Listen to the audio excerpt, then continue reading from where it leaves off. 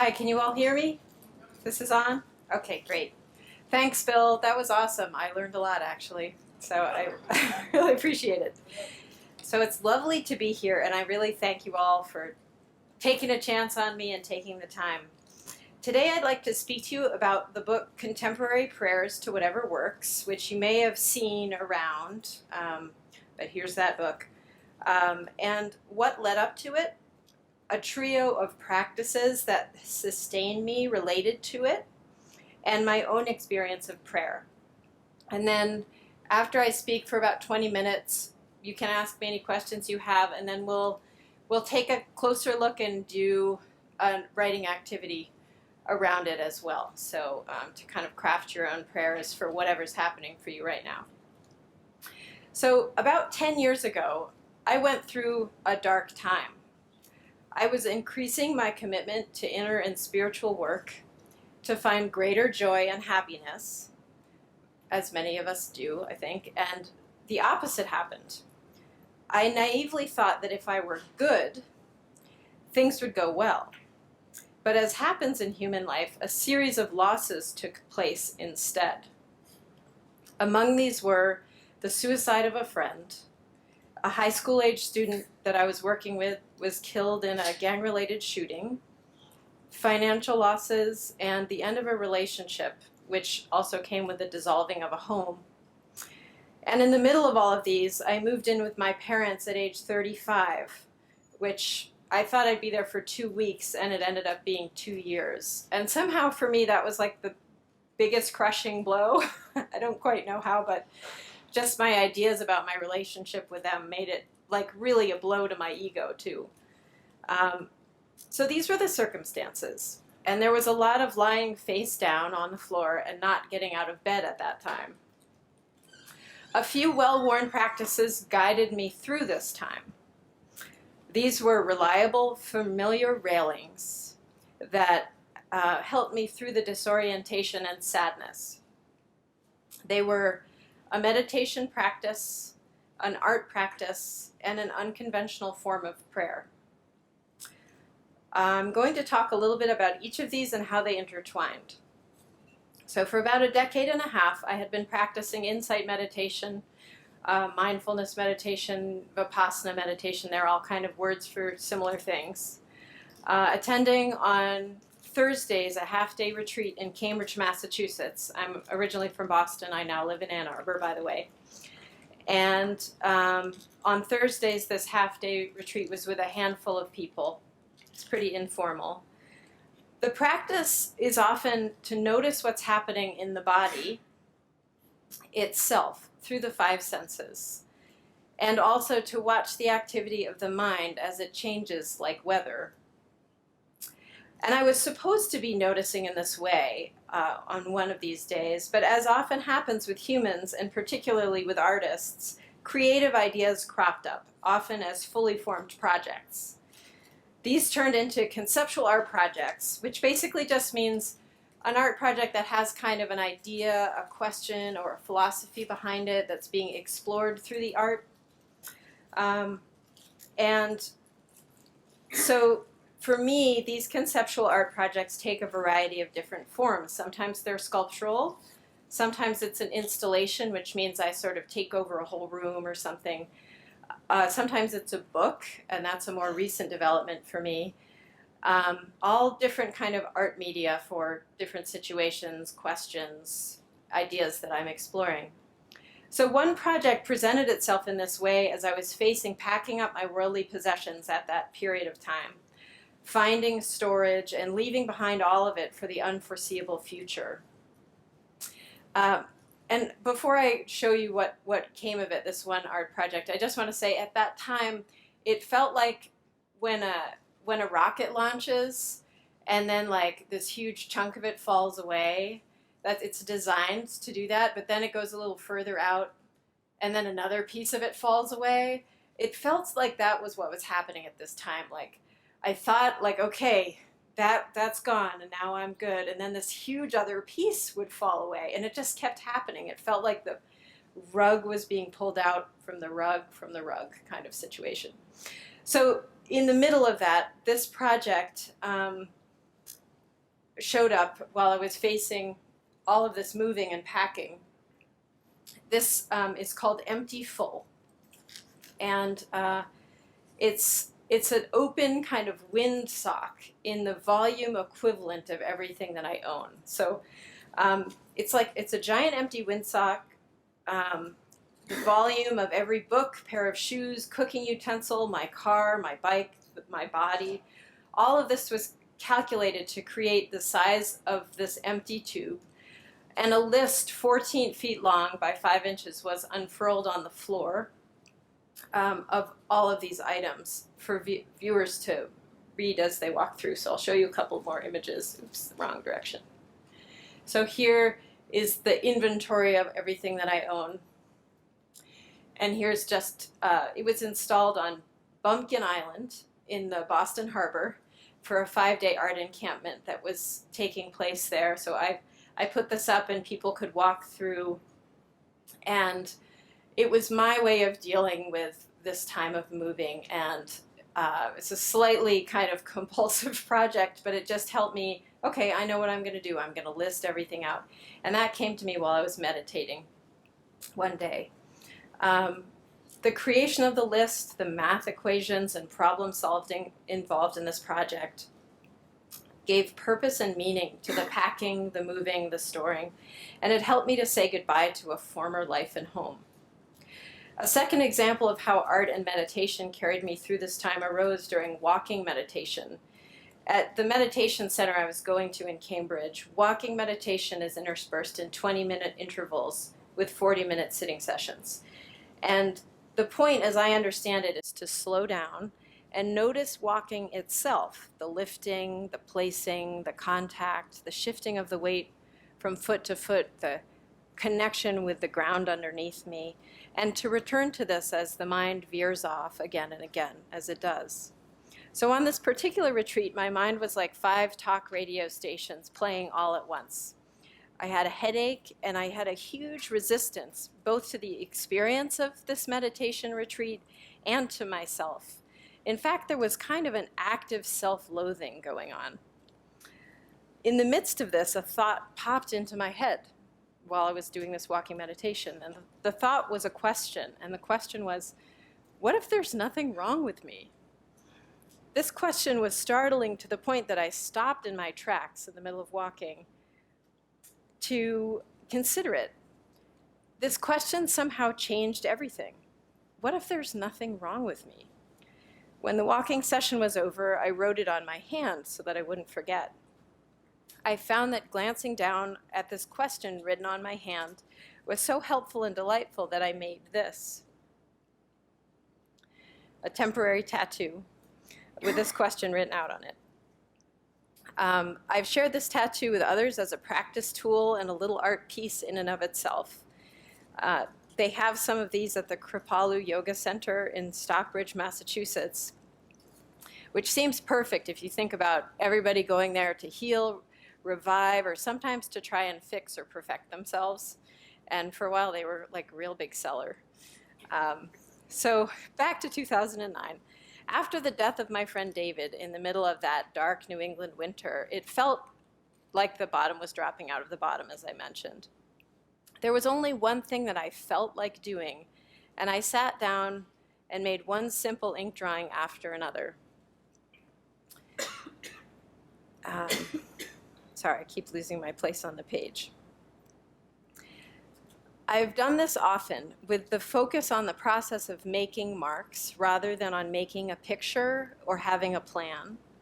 And also I wrote down the prayers I'd been using every day, in part because several friends had asked me to write them down for them, and because it seemed like it might somehow connect with the art and be useful, but I didn't really know how. At Brown as an undergraduate, I'd been both a student of art and of religion. And I don't know if we've talked about that, but you also went there. Yeah, okay, can't remember. Yeah. Anyway. Yeah, I think you were there before me. Anyway. So, but you're not old, Bill. At Brown as an undergrad, I'd been both a student of art and religion, and I had lots of formed theories and ideas about God. But the further into this time I went, the less those ideas helped me. It was this action of prayer, this gesture of prayer, in the smallest, most inane details of the day that was actually helping me. I was relying more and more on prayer while understanding less and less what I was praying to. So these abstract forms and the prayers became eventually this book, Contemporary Prayers to Whatever Works. So I'm just going to read and show the page from which the reading comes. And I'm going to use the word God here just as a placeholder. I mean, I think of the word God as a placeholder for something that can't be expressed. It's just like it's a bracket around whatever you want to put in there. So I'll just use God for simplicity's sake. One time I did this reading and I figured out how to make these like little sound bites come on every time it was time to read that part in the sentence, but it was very complicated and it kind of didn't work well, so I'm going to skip that. Okay, so thank you, God, for being the tree in my yard and the chair that I'm sitting in. God, can you help me slow down or stop for a bit? God, please help me to be easier on myself and others. Please open my mind and lower my shoulders. So a few themes run through this book. In my experience, it doesn't matter what I'm addressing, but it's the fact itself that seems to matter, but the act itself, not the fact. So the act matters most. I sometimes reflect that while a congregation may use the same language in a prayer, each individual has a different image, resonance, or tone to what that God concept is, or Christ concept, or whatever you might want to say. Sort of the way that a color is personal to the one seeing it. You may see orange where I see brown or red, but we can all say, that's orange. So it's sort of like we use a language to be able to point and talk about the same thing.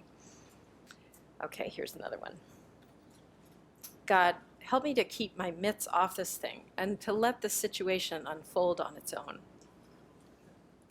A second consistent theme of these prayers is to use your own language. Don't sugarcoat it.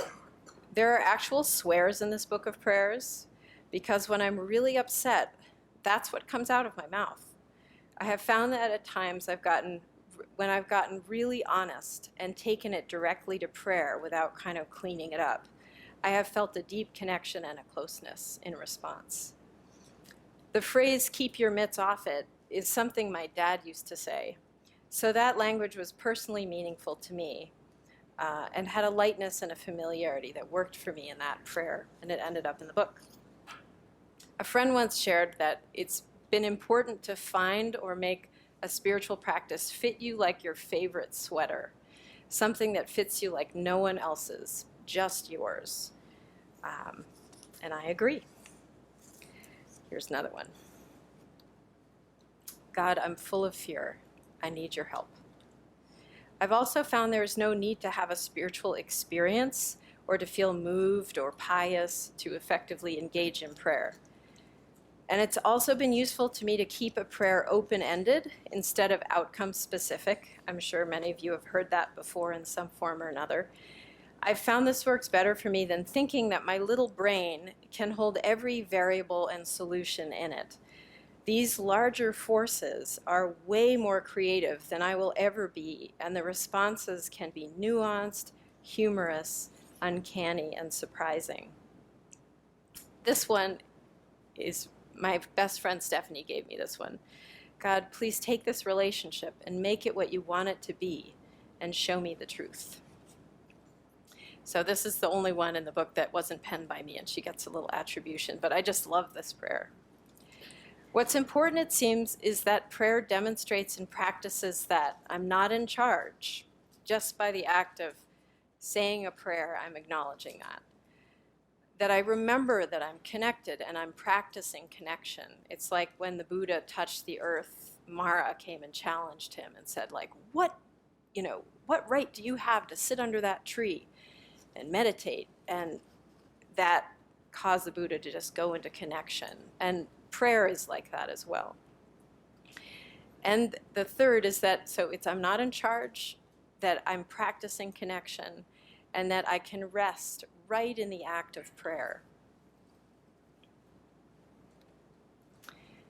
So this is a slightly different kind of prayer, a prayer of gratitude. God, I have many things to thank you for in this day. Among them, anyone want to throw some things they're grateful for out there? Sunshine. Yeah. Sunshine. Anything else? My health. Health. Community. This church. This opportunity. What'd you say? Someone else? Faith. So, and sometimes it's hard to come up with things. And then I keep it really basic, like, thank you for matching socks, or the fact that I remembered to brush my teeth this morning, or something like that, because sometimes those things can be challenging too. So gratitude prayers are the way I keep an eye out for the effect of a prayer. So I have a friend who shared this story with me. She was feeling particularly unlovable one morning and did whatever she does to pray, but her prayer was something like, God, please show me that you love me. I want to really know and feel that today. Like, I really want to see this and know this. She had to get some air in her tires and was in a part of town she didn't usually go to, and went to an unknown mechanic who was friendly and put air in her tires for her. And as she was driving away, I mean, they really didn't have any kind of connection or anything.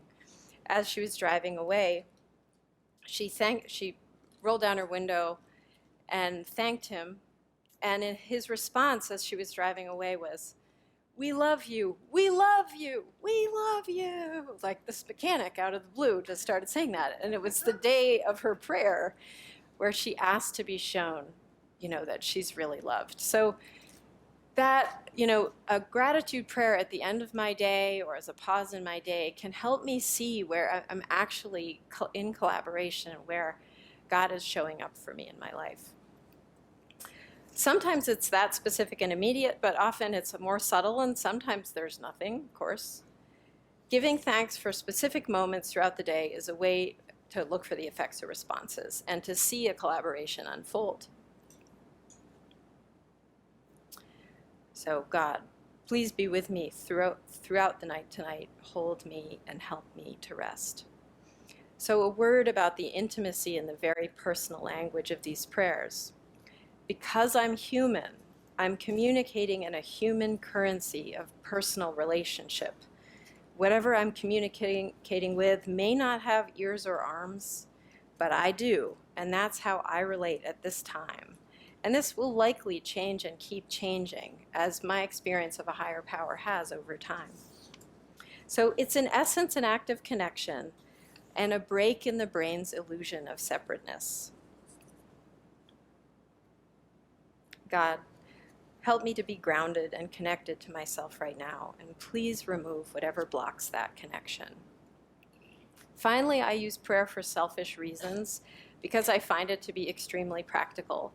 My mind is a worried and neurotic place, and when I ask for help, remembering to turn the heat down, for example, or not to forget my notebook with a talk in it before coming here. I come from a long line of forgetful New Englanders, so this is a real concern. Without fail, I remember to bring the notebook. The night before, the worry that I'll forget comes up. When I meet that with a prayer like, help me to remember to bring the notebook tomorrow morning, I sleep well and remember the notebook despite myself. So see for yourself, when I rest in prayer, my overactive mind can rest also. So, and a side note here is that whenever the word why is in a prayer, I get nothing. I don't know quite why, but it's basically, I find that it's never helpful to demand an explanation, but to share honestly where I'm at and to ask for help with that or just to offer it up. So to sum up, this creative project came out of the crucible, the book, came out of the crucible of a very hard passage in my life. If you are in one, or someone you know is in one of these tough times, it may be the beginning of something new for you, a new freedom, and like a new life, because that's what I've found to be true. Since that time, I've written 2 other books. I got my own place again. I had a museum exhibition. I had a couple of them, met and married my husband, and moved to Michigan. I'm working on a second volume of this book, and I'm still praying like my butt is on fire because life keeps expanding, and in a way, my butt is on fire. And more than anything, the experience of God keeps deepening as I turn over and over again to that, to a direct relationship with that, or God, in all situations. So you'll be seeing more of me in April and May of this year when we're planning several events, talks, and ways to explore creative and contemplative practice and how they overlap on Wednesdays and a couple of other Sundays. And I look forward to seeing you then. And now just want to open up for any questions or comments or concerns. I just want to take a moment to reinforce that.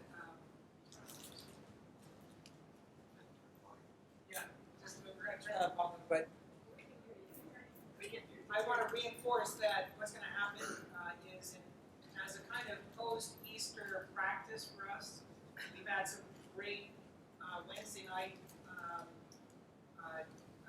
programs in adult education where people are getting together, doing small group work and praying together and making some really courageous steps of vulnerability with one another.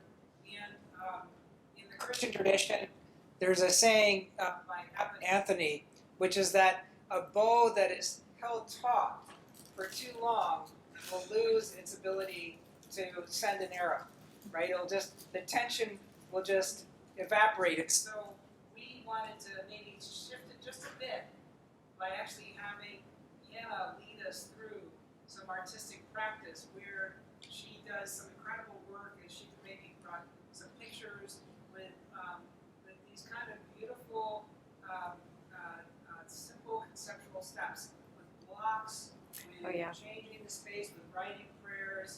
We want to open that up to you. I think it's going to be beautiful. So I want to say that. And the final thing, I have to go to I hope you all take your time and ask these questions. I am so glad that each and every one of you is here because this confirms to me that you see in Hannah some of the incredible things that I see in her witness to us.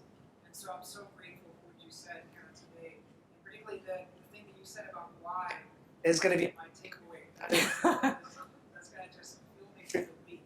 So I'm sorry for jumping in, but I do have to run to another meeting in about 15 minutes. And then any other questions? And Mel has got the mic. Jake. First of all, thank you. If you're anything like me, taking the time to kind of pour yourself out while you're creating something feels a lot different than when you have to actually make yourself vulnerable and explain it and put yourself out there. It can be liberating to do it, but then to actually let it out to everyone can be a little different if you're letting me. So thank you. The second thing I wanted to say is if you guys could humor me while I discern that I've been told lately I avoid conflict, and so I'm trying to figure out how to engage with people and say things without offending them. So I want to say your work is amazing, and if I were to say anything on how I would approach something or what I really enjoyed about the wind tunnel, it reminded me about how you can sometimes look at something and not picture how someone else would walk in their path and how that would change you. I think it offers an interesting way where you could walk through it first, not seeing your inventory and how that walk moves you, and then seeing how your inventory moves you, and then taking the walk again yourself. That was just kind of my thought while I was reading it. So, but thank you. It was very moving to me. Thank you. I appreciate that. And in terms of the conflict and conflict avoidance, I have a lot of that. There's a section in this book, I'm just going to see if what I have in here.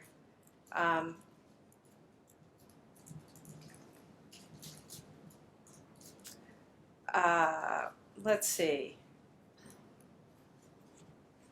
Well, one of them is, give me the words, God, show me what to say and how to be. Because sometimes I get like, I start to leave my body when I feel like there's a conflict coming on, And so that's sometimes I just say like God, I just use that word or whatever word you would use. And it's like it's just big in the space wherever that's happening or on the phone.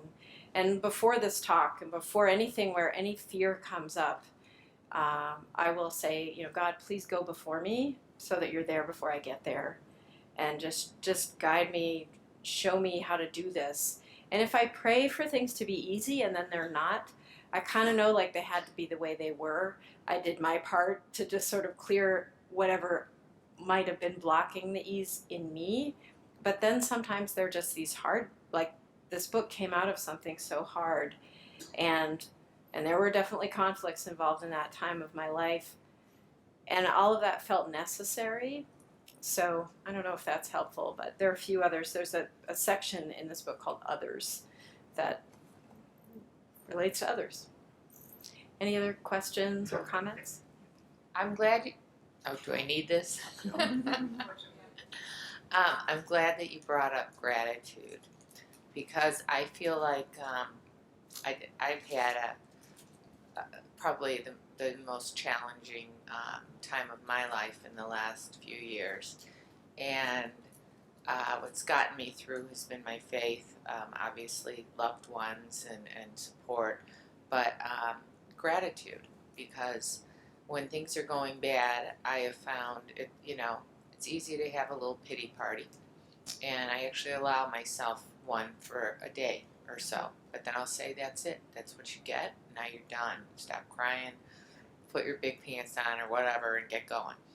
And gratitude, when I can stop and take away the things that are hurtful right now, that are hard for me, but I can look at all the wonderful things that I have and how fortunate I've been in life and will continue to be, that can take me out of that place.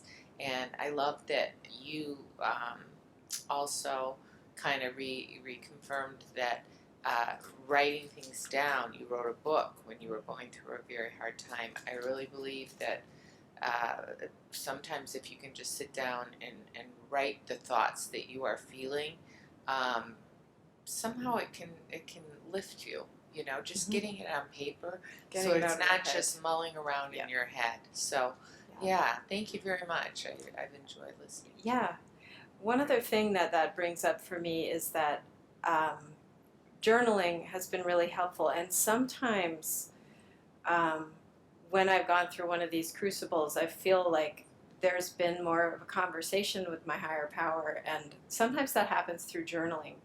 A couple of summers ago, my husband and I, it was our first year of marriage. It was a little rocky getting started. We were both pretty well established in our lives as independent people, and then we got married, and it was hard to mesh. And one summer I was up in Maine with him, and we'd had a really tough argument, and I basically sat and started journaling, and sometimes I just journal right to God, and I'm like, are you here? Can we talk?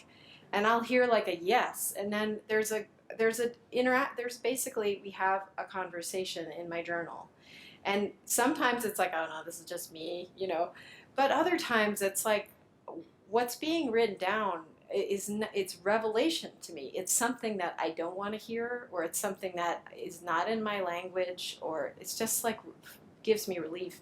I've referred to that journal passage about 6 or 7 times when the same argument has come up, and been like, oh right, and I'm being told like where my work is, and like how to see him as really full of fear, and it's just been so useful. So the writing piece is huge in my own practice as well.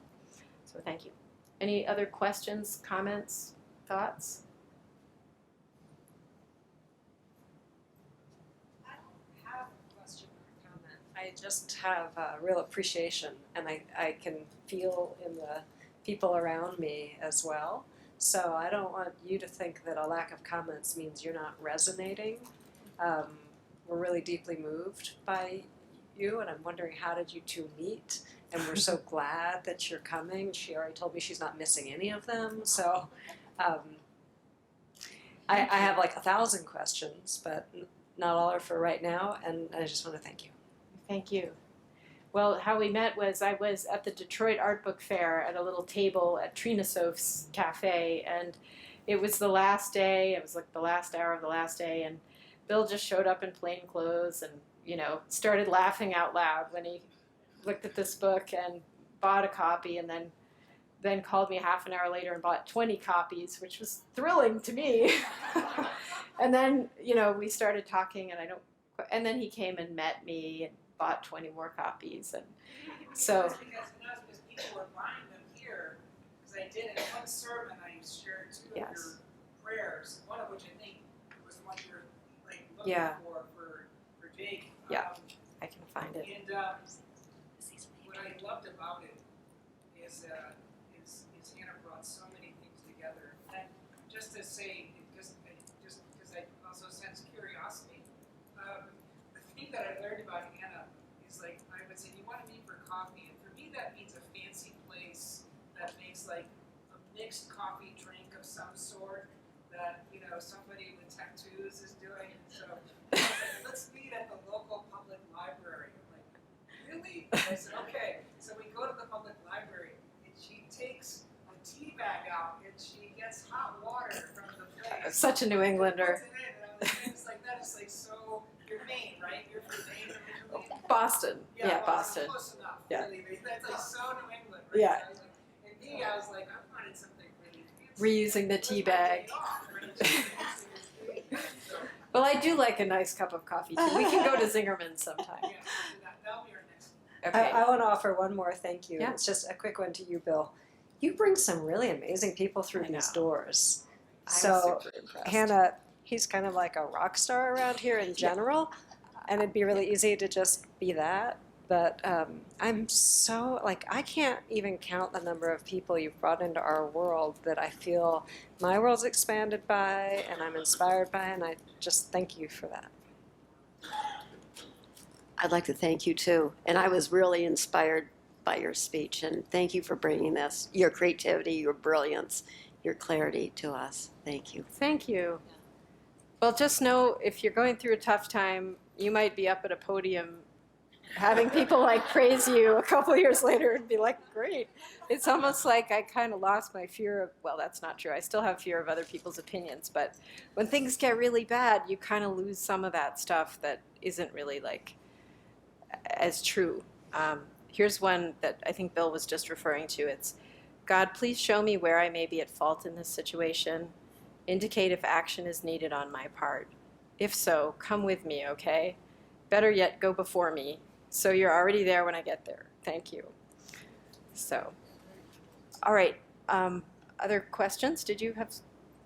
All right. Well, we can. Yes. Are you selling books? I'm selling books. They're not the deep discount that they are through Cranbrook. I mean, through the church, but they're $20 each. And I have the first and the second book. What I'd like to do now, for anyone can leave at any time. I will not be offended, but I have these review copies that I'd like to hand these around. You can take the first or the second one. The second book helped me do the thing I wrote in 2016. It's a little bit less of a raw book of prayers. So just take whichever and pass them around. I would like them back afterward. This is the first one. So, and there are a few of the second in here too. And what I'd like you to do is flip through and see if a prayer kind of inspires you or just feels like it connects with you. You don't have to share anything, but if you would like to, you can just raise your hand and we'll bring you the mic and just say which one you're connecting with, if any, and maybe why if you want to or not. I never like being put on the spot, so if you don't have one and you want one to look at, just raise your hand. We'll bring you one. Okay. Do you want the first or the second one? First. Okay. Don't be scandalized by the swears. What's the main difference between the first and the second? Well, one was written in 2013, the first one, and it has a different kind of visual language. It has these kind of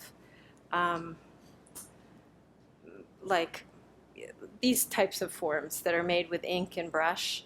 The second one is more like collage from other art projects that were little bits of things I had in my studio, and I found I wanted to challenge my readers to think of that as art or God concept, or both. And the other thing I want to start to hand out is some paper and pens so that then we can just do a quick exercise in seeing kind of where you're at and whether you have a prayer you want to craft based on what you've learned. So let's pass these around as well. If you take a piece of paper and a pen.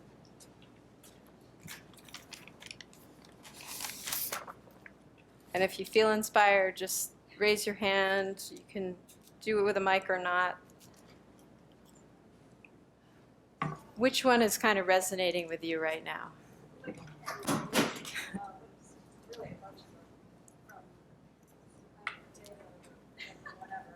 So,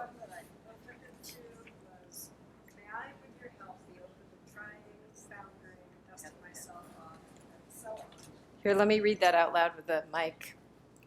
So, may I, with your help, be open to trying, foundering, dusting myself off, and so on.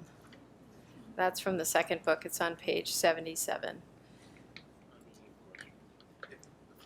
Recently read about dealing with conflict, and your own contribution to that was, which book is that in? That was in the first one, okay. And I can find the page of that.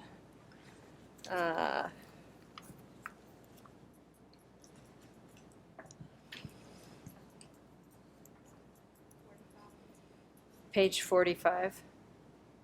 Okay.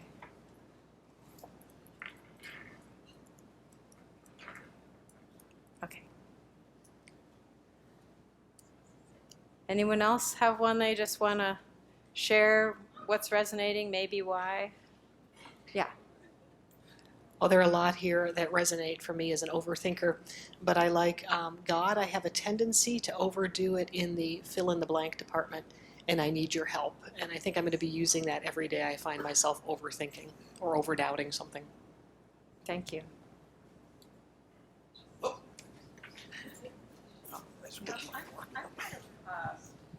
Well, on this one, the second book, is a picture of a scribble, and then the prayer is, "Oh, I had it upside down.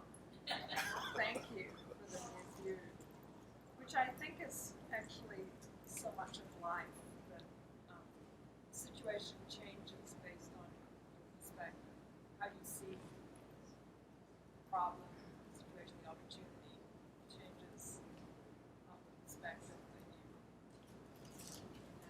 The other comment I want to make is just how different the two books are for me. That I really love your first book. Like, I find it just a vast opening that one can, insert yourself into the prayer. And this one, my reaction is different because of the images are different, and so it feels a little bit more specific. So I just want to make sure everyone heard what was shared.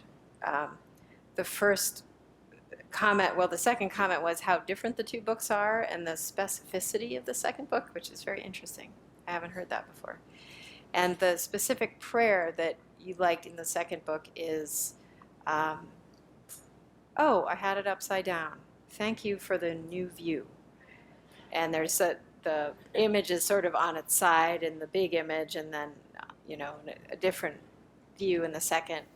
And that you like because, if I've gotten this right, it's what life is like. It's often like that in our lives. Just we have it kind of flipped and getting a new perspective. Thank you. We got the second book, and Carol grabbed it first. She randomly opened up to page 85.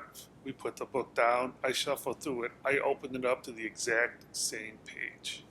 And tell me what And it is. says, "What God am I misunderstanding?" and we just both randomly just opened it up to the exact same page. Oh, that's beautiful.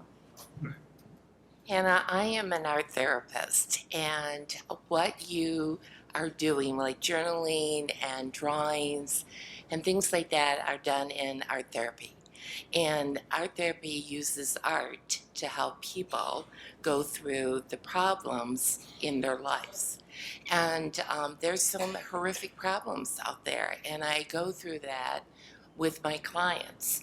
But I have to keep a bubble around me so I don't have what they're going through doesn't go put into me, so I have to go through it. But art therapy is a wonderful thing, and what you're doing is a wonderful thing because there's so many similarities. Thank you. You're Really welcome. appreciate that. I find it interesting. I hear a lot that people kind of use this as a divination thing where they flip. And I've thought about making cards. I just haven't gotten around to it, like a tarot deck or something like that.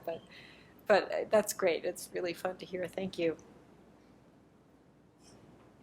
Anyone else have a prayer they want to share or? All right. Well, why don't we go on to the next thing then, which would be to grab the pen and the paper.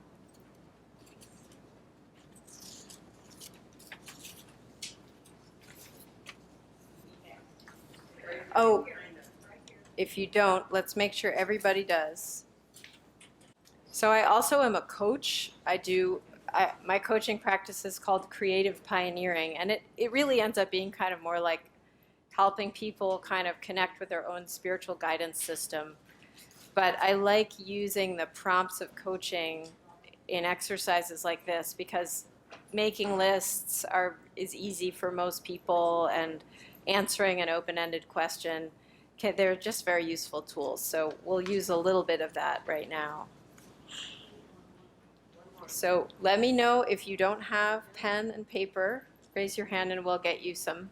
Read what I wrote, but I wanted to comment on the notion that it seems like such an available path, and yet not one that we avail ourselves of much without guidance like this.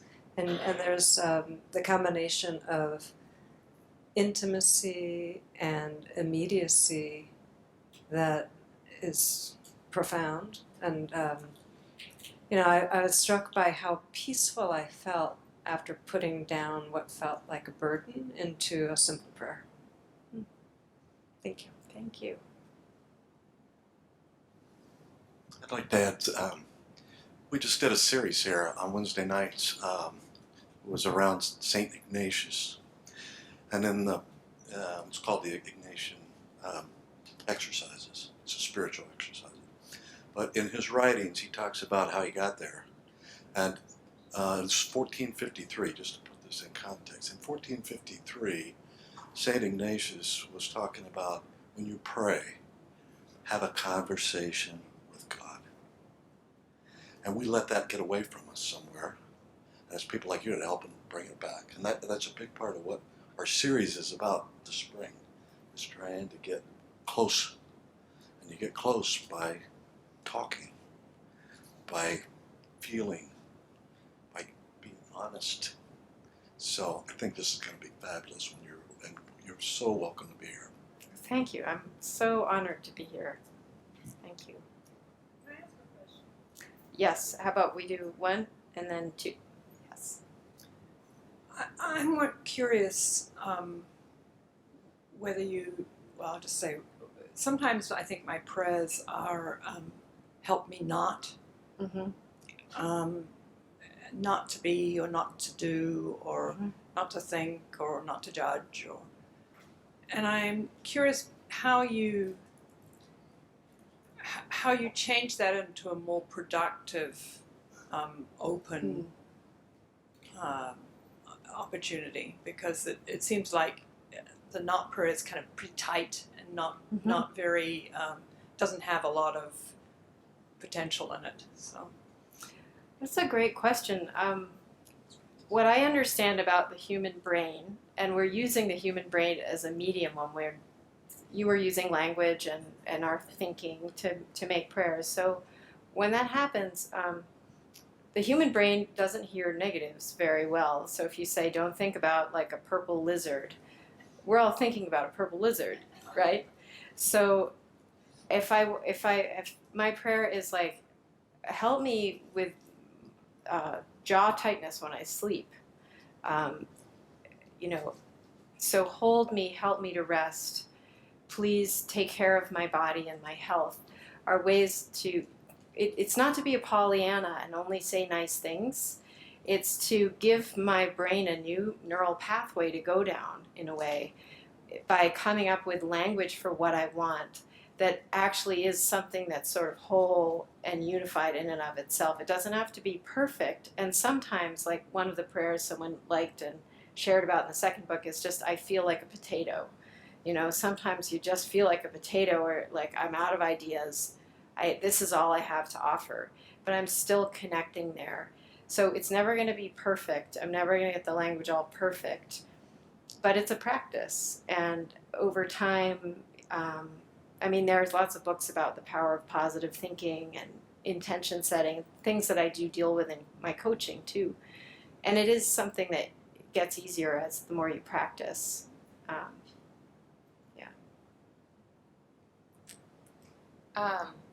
Well, to address what you just said, I try to do action prayers that I want to change. And I wrote, Dear God, please help me release my fears of the future and give them to you. Help me to live in the day, be grateful for all the possibilities life holds for me today. Help me to get out of myself and concentrate on how I can help others. I most long for peace, happiness, and finding the purpose you have for me in my life that will bring me and others joy. Beautiful. Thank you for sharing that.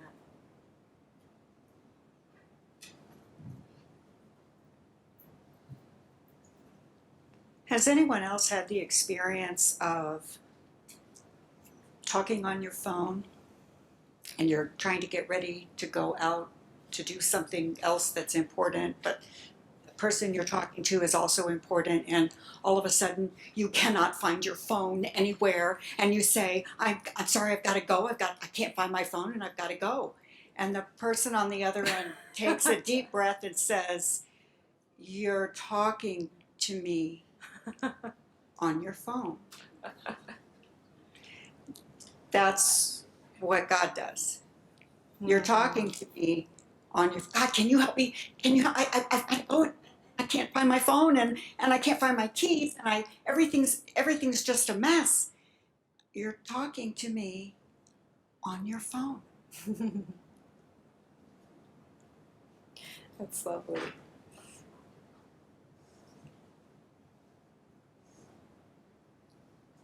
I've heard it said, I think it's in a Rumi poem, God is closer, I think it's also in the Quran, God is closer to you than your own neck vein. And there have been times when I've woken up. I think serotonin levels go down when we sleep.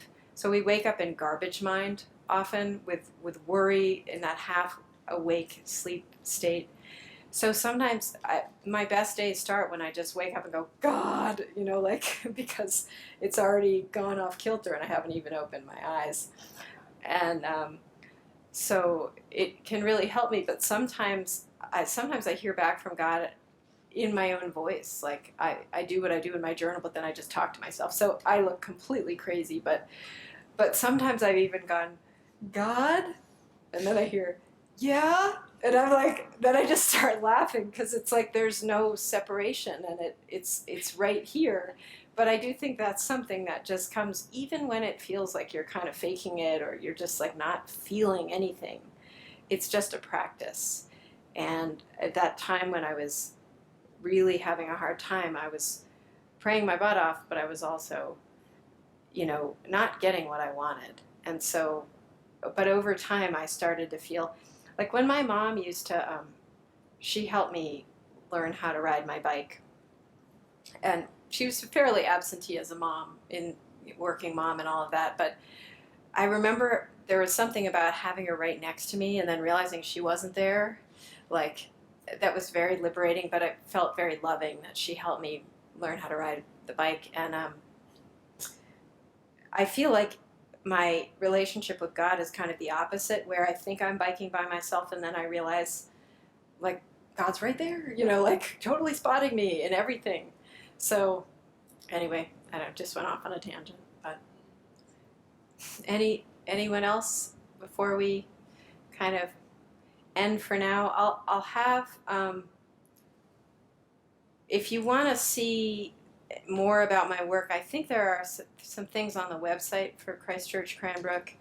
I think Bill wanted me to show more images of the cool stuff we're going to do and the colorful blocks we're going to use and various things, but there will be good descriptions, so keep your eye out. I think the next event is in mid-April or late April, and I'm really excited to keep engaging with you guys. This is such a dynamic congregation, and I'm learning a lot from all of you. And if you are interested in books, I have them here, and I have like a little PayPal thing, so I can sell them right now. Thank you.